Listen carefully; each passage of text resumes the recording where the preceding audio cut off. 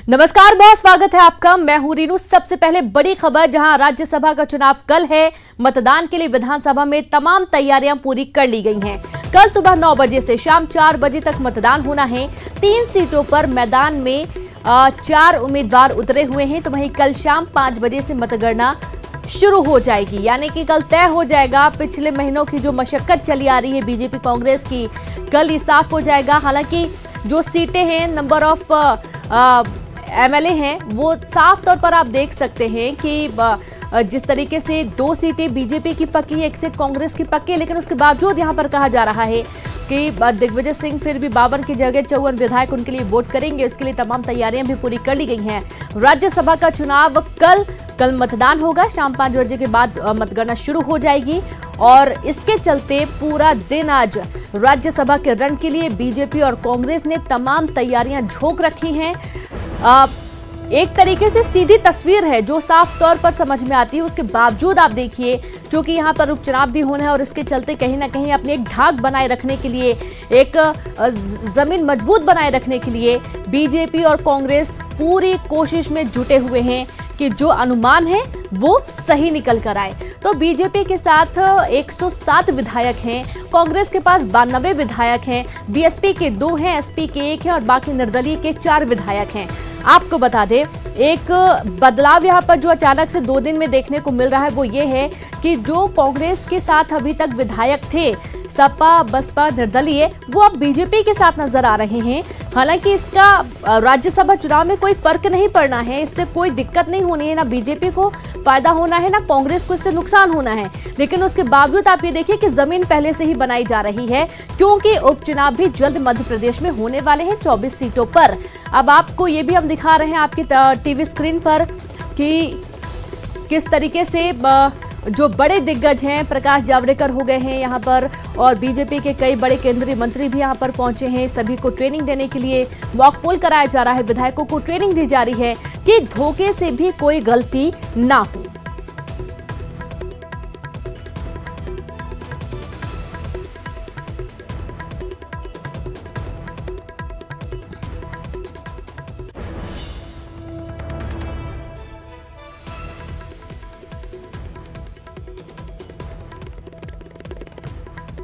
तो ये देखिए आप स्थिति कैसे बनी हुई राज्यसभा के रण का जो व्यू है वो आपकी टीवी स्क्रीन पर है। बीजेपी के पास 107, कांग्रेस के पास 92 विधायक हैं, बीएसपी 2, एसपी 1 और साथ ही निर्दलीय 4 विधायक हैं, जो कि पहले तो कांग्रेस के साथ थे लेकिन अब वो बीजेपी के साथ जाते हुए नजर आ रहे हैं। बीजेपी को 2 सीट मिलना लगभग तय है, कांग्रेस के खाते में 1 सीट जाना तय है। तो राज्यसभा के रण की अंतिम तैयारियां जोरों पर हैं। कल राज्यसभा के लिए होगी वोटिंग, तो वहीं रणनीति बनाने में बीजेपी और कांग्रेस जुटे हुए हैं। सिंधिया और सुमेर सिंह सोलंकी बीजेपी उम्मीदवार हैं, तो वहीं कांग्रेस से दिग्विजय सिंह और फूल सिंह बरैया प्रत्याशी हैं। 230 सीटों वाली विधानसभा में 24 सीट रिक्त, राज्यसभा की 1 सीट के लिए चाहिए 52 वोट। तो वहीं विधानसभा में बीजेपी के 107 विधायक हैं, विधानसभा में कांग्रेस के 92 विधायक हैं। बीजेपी को 2 सीट मिलना तय है, कांग्रेस के खाते में 1 सीट जा सकती है। तो आपको ये हम दिन भर की तस्वीर भी दिखा रहे हैं कि देखिए किस तरीके से बीजेपी ने पूरी कोशिश कर रखी है, पूरी जोर आजमाइश है यहाँ पर कि किसी भी तरीके से कोई गलती ना हो। इसके लिए केंद्रीय मंत्री भी पहुंचे हुए थे भोपाल, जो लगातार 2 दिन से यहाँ पर थे और विधायकों से मुलाकात कर रहे थे और बातचीत के बाद ट्रेनिंग भी दी गई है, मॉक पोल कराया गया है और उसके बाद डिनर का भी इंतजाम किया गया था। यहाँ पर बीजेपी के तमाम विधायक तो आपको नजर आए ही हैं और साथ में सपा, बसपा, निर्दलीय विधायक भी यहाँ पर देखे गए हैं। हालांकि उनका यही कहना है, हाईकमान से तो कोई ऐसा कुछ संदेश नहीं आया है, कोई आदेश नहीं आया है, लेकिन वो अपनी सहमति से, खुद के सामंजस्य के साथ वो बीजेपी को वोट करने जा रहे हैं। यानी कि अभी तक जो कांग्रेस विधायक दल की बैठक होती थी, तमाम विधायक उसमें शामिल होते थे, बसपा, सपा, निर्दलीय, लेकिन अब वो बीजेपी की बैठक में शामिल हो रहे हैं। अब इसी तरीके से कांग्रेस की हम बात करेंगे। कांग्रेस ने भी कोई कोर कसर नहीं छोड़ी है, पूरा 24 घंटे कोशिश में लगे रहे हैं कि उनके जितने भी विधायक हैं, आप यहां से अंदाजा लगा सकते हैं कि दिग्विजय सिंह को 52 जो विधायक है उनकी जगह 54 विधायक वोट करेंगे, ताकि कोई भी असमंजस की स्थिति ना रह जाए। और संवाददाता शरद जुड़ गए हैं। शरद, बहुत ही कम एक रात और निकलनी बाकी है, कल वोटिंग होनी है, शाम 5 बजे के बाद मतगणना हो जाएगी। हलचल अभी भी बहुत तेज है, जबकि एक अनुमानित आंकड़ा जो है वो हम साफ तौर पर देख पा रहे हैं। शरद,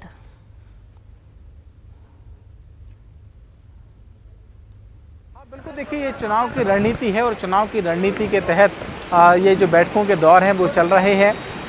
दोनों पार्टियां ये चाहती हैं कि उनकी जो सीटें हैं उनमें किसी तरीके की कोई समस्या ना आए, लिहाजा विधायकों को पूरी ट्रेनिंग दी जा रही है। कांग्रेस में भी ये ट्रेनिंग दी गई और बीजेपी में भी ये ट्रेनिंग देने का जो सिलसिला है वो चल रहा है। जैसा कि आपने कहा, बिल्कुल सही बात है कि 2 सीटें बीजेपी के यानी कि 2 जो उम्मीदवार हैं उनका जीतना लगभग तय है, और कल जब वोटिंग होगी तो फिर कांग्रेस का जो एक सीट है जाना तय है, तो ये भी तय माना जा रहा है। रणनीतिक तौर पर ये कहीं ना कहीं आने वाला जो उपचुनाव है उसके लिहाज से भी इस बैठकों के दौर को, डिनर डिप्लोमेसी को महत्वपूर्ण माना जा रहा है, क्योंकि राज्यसभा चुनाव के बाद की जो सबसे बड़ी चुनौती है किसी भी पार्टी के लिए मध्य प्रदेश में, तो फिर वो 24 सीटों के उपचुनाव की है। तो राज्यसभा चुनाव के बहाने कहीं ना कहीं उपचुनाव की तैयारी भी की जा रही है, और अब ये देखना होगा कि आने वाले दिनों में जब चुनाव होंगे तो फिर किस पार्टी की कौन सी रणनीति किस पर भारी पड़ती है। जी बिल्कुल शरद, बहुत बहुत शुक्रिया आपका तमाम जानकारी के लिए। कौन सी रणनीति कहां पर भारी पड़ती है? राज्यसभा का चुनाव तो बिल्कुल क्लियर समझ में आता है, लेकिन ये पूरी कवायद उपचुनाव को लेकर है।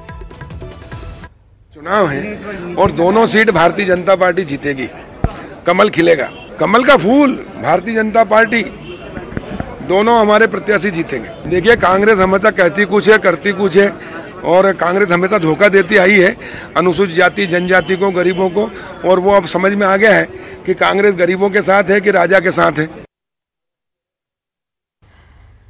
तो वहीं राज्यसभा चुनाव में जीत को लेकर कांग्रेस ने अपनी रणनीति में बदलाव किया है। राज्यसभा से कांग्रेस प्रत्याशी दिग्विजय सिंह की जीत को लेकर 52 विधायकों की जगह 54 विधायकों को तैयार किया जा रहा है। एक सीट पर जीतने के लिए कांग्रेस ने 2 अतिरिक्त विधायकों के मत को शामिल किया है। राज्यसभा चुनाव को लेकर पूर्व मुख्यमंत्री कमलनाथ के निवास पर विधायक दल की बैठक हुई, जिसमें राज्यसभा चुनाव को लेकर पर्यवेक्षक मुकुल वासनिक ने सभी विधायकों से बातचीत की।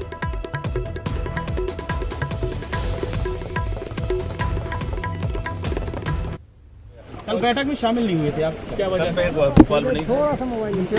आईडी कर लो, क्योंकि पहले भी आप नहीं आए थे जब सरकार की नीति कमलनाथ की। यार मुझे समझ नहीं आ रही है, 6 बार वोट डाल चुका हूँ, उसके लिए क्या जरूरी थी एक दिन पहले आओ?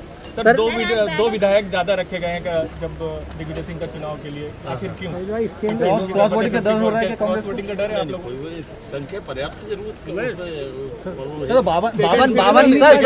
52 वोट से जब जीत रहे थे, 54 वोट जो कर रहे हैं, तो कहीं नहीं क्रॉस वोटिंग का डर है। सरप्लस वोट है ना जी सर, तो कहीं भी क्रॉस वोटिंग का भी डर है। कांग्रेस की 2 एक्स्ट्रा जो देखिए, ये एक साधारण प्रक्रिया है, उसमें ऐसी कोई विषय आप निर्दलीय विधायकों का और अन्य पार्टी के विधायकों कल सब बीजेपी दफ्तर पहुंचे थे, उन्होंने कहा सुबह राणा विक्रम सिंह आपके साथ तो मिलने में क्या बुराई है, वो तो निर्दलीय है। जाके कर रहे हैं, मॉक पोल कराया जा रहा है उन्होंने विधायकों से कि कोई मत रिजेक्ट ना हो जाए, और मॉक पोल कराने में ये निर्णय लिया गया है कि पूर्व मुख्यमंत्री दिग्विजय सिंह जी को प्रथम वरीयता दी गई है और 54 वोट उनके लिए सुरक्षित किए गए हैं, और शेष वोट फूल सिंह बरैया जी को डाले जाएंगे। सर, 54 वोट यानी 2 वोट एक्स्ट्रा रखे गए हैं, तो क्या कोई क्रॉस वोटिंग का डर है? यही वजह है कि 2 वोट अतिरिक्त विधायकों के रखे गए हैं? क्रॉस वोटिंग का डर नहीं है, ये रणनीति तैयार की गई है शीर्ष नेतृत्व ने, और नेताओं ने मिलकर, वरिष्ठ नेताओं ने मिलकर रणनीति तैयार की है, जिसके कारण 54 वोटों की व्यवस्था की है।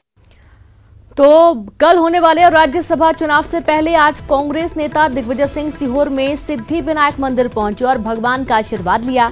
मीडिया कर्मियों के सवाल पर दिग्विजय सिंह बोले कि मंदिर आस्था का केंद्र है, इस लिहाज से वो यहां आए हुए हैं।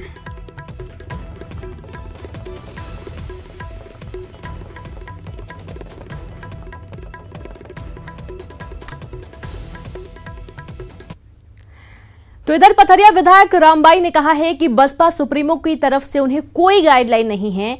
राज्यसभा चुनाव को लेकर मायावती की तरफ से कोई दिशा निर्देश नहीं मिला है। बीजेपी और कांग्रेस दोनों पार्टियों ने बुलाया था। गाइडलाइन नहीं मिलने से स्वतंत्र रूप से बीजेपी का समर्थन कर रही हैं। मेरी पार्टी से हमारी आदरणीय बहन जी ने कोई आदेश निर्देश नहीं दिए हम लोगों के लिए, तो ऐसी परिस्थिति में फिर हम लोगों को जो सही लगा हम लोगों ने वो कर लिया। मतलब कोई आदेश ही नहीं है, उनका आदेश कभी आया ही नहीं, अभी तक कोई जानकारी नहीं हम लोगों को मिली है क्या करना है, तो फिर हम लोगों ने खुद ही निर्णय लिया। मेरी पार्टी से हमारी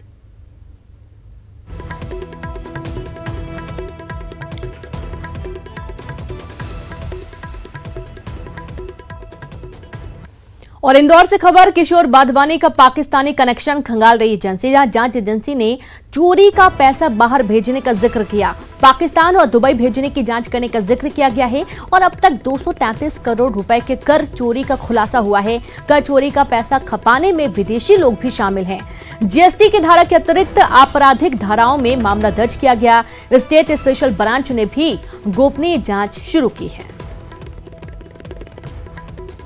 तो जांच एजेंसी ने चोरी का पैसा जो देश के बाहर भी भेजा जाता है, पाकिस्तान और दुबई से भी इसके तार खंगाले जा रहे हैं। 233 करोड़ का ये पूरा फर्जीवाड़ा है। बड़ी खबर आपको दे रहे हैं इंदौर से, जहां पर जांच एजेंसी लगातार किशोर बाधवानी का पाकिस्तानी कनेक्शन खंगाल रही है और जांच एजेंसी ने चोरी का पैसा बाहर भेजने का जिक्र किया है।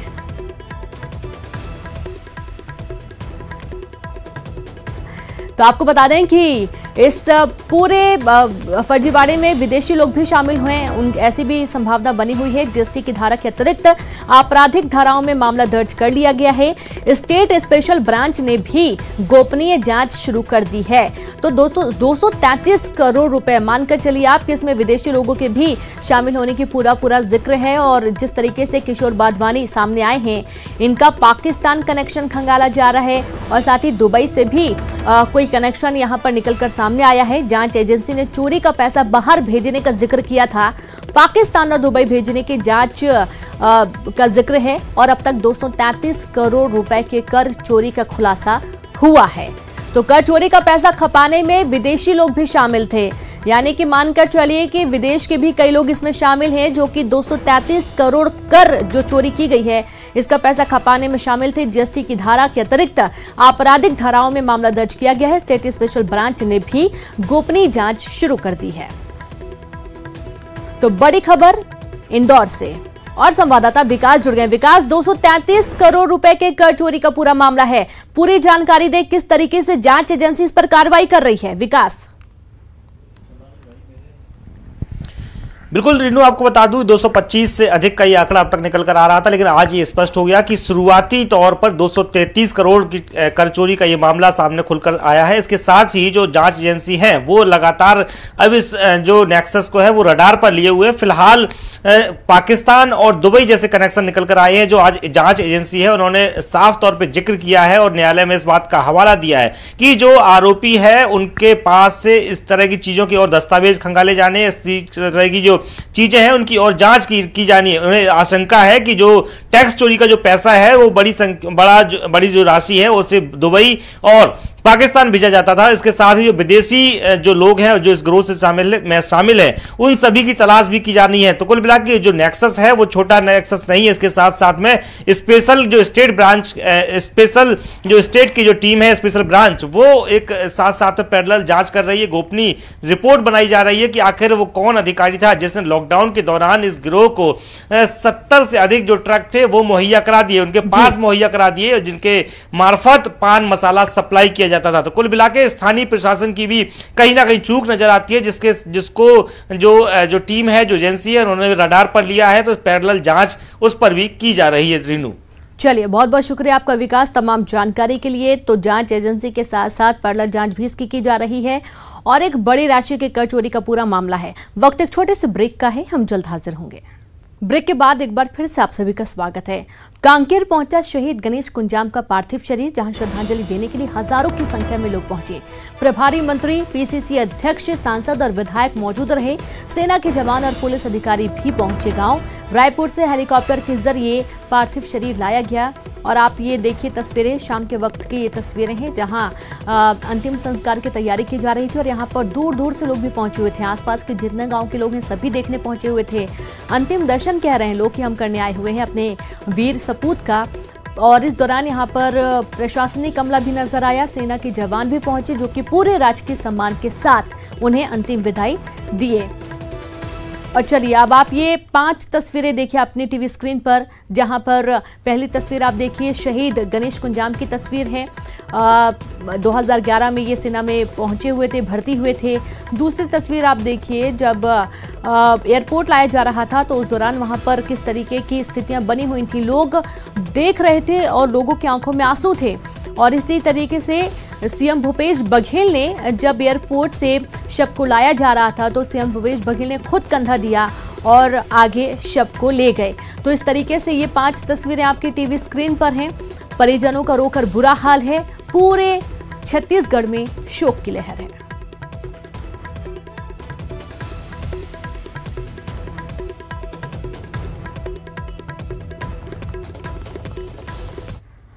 तो रायपुर से खबर जहां सीएम भूपेश बघेल ने शहीद को श्रद्धांजलि दी। माना एयरपोर्ट पर शहीद को सीएम ने श्रद्धांजलि देते हुए शहीद गणेश की पार्थिव शरीर को सीएम ने खुद कंधा दिया। मुख्यमंत्री भूपेश बघेल ने घोषणा की शहीद के परिवार को 20 लाख रुपए की सहायता देंगे। परिवार के एक सदस्य को शासकीय नौकरी दी जाएगी और शहीद गणेश कुंजाम के नाम पर स्कूल का नामकरण किया जाएगा। उन्होंने शहादत दी है, वो शहादत बेकार नहीं जाएगी। हम सब देश के साथ हैं, सेना के साथ हैं, जवानों के साथ हैं।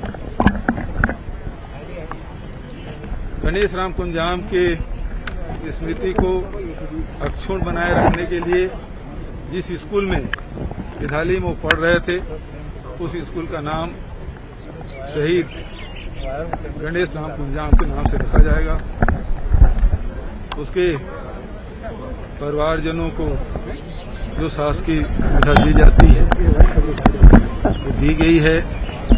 20 लाख रुपया छत्तीसगढ़ शासन की ओर से और साथ ही उसके परिवार के एक सदस्य को शासकीय नौकरी दी जाएगी।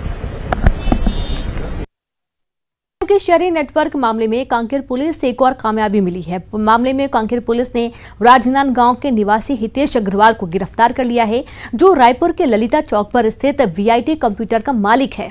हितेश अग्रवाल पर नक्सलियों को वॉकी टॉकी, कंप्यूटर समेत कई इलेक्ट्रॉनिक सामान बिना बिल के सप्लाई करने का आरोप है। कांकेर पुलिस फिलहाल हितेश अग्रवाल से पूछताछ कर रही है। पूछताछ में और भी खुलासे हो सकते हैं। नक्सलियों के शहरी नेटवर्क मामले में अब तक 12 आरोपियों की गिरफ्तारी हो चुकी है।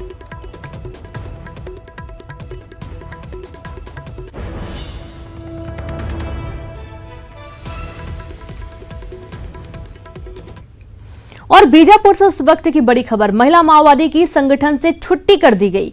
नक्सली कमांडर हिडमा ने छुट्टी की है। महिला माओवादी को सर्दी खांसी थी, थोड़ा बुखार भी था और बुखार से पिछले कुछ दिन से पीड़ित थी। माओवादियों को भी सताने लगा कोरोना का डर और इसके चलते महिला माओवादी को उन्होंने क्वारंटाइन किया है।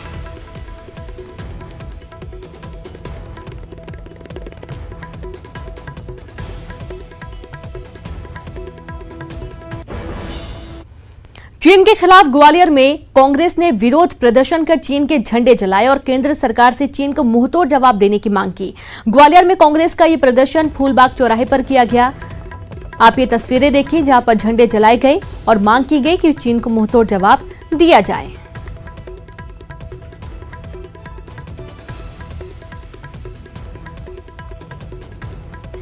गलवान घाटी में चीनी सैनिकों के साथ झड़प में शहीद हुए भारतीय जवानों को लेकर पूरे देश में गुस्सा है।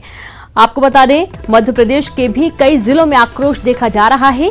गुना, आगरमालवा, बुरहानपुर, जबलपुर और ग्वालियर में लोगों ने चीनी सामानों की होली जलाकर विरोध प्रदर्शन किया।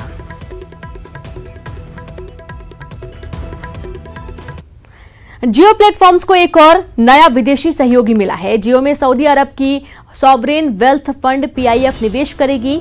पीआईएफ 2.32% हिस्सेदारी के लिए जियो प्लेटफॉर्म्स में 11,367 करोड़ रुपए का निवेश करेगी।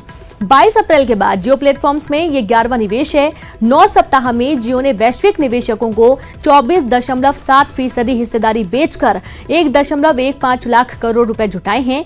जियो में निवेश करने वाली कंपनियों की लिस्ट में दुनिया भर की टेक्नोलॉजी कंपनियों के बड़े निवेशक शामिल हैं। और इसी के साथ इस बुलेटिन में इतना ही। नमस्कार।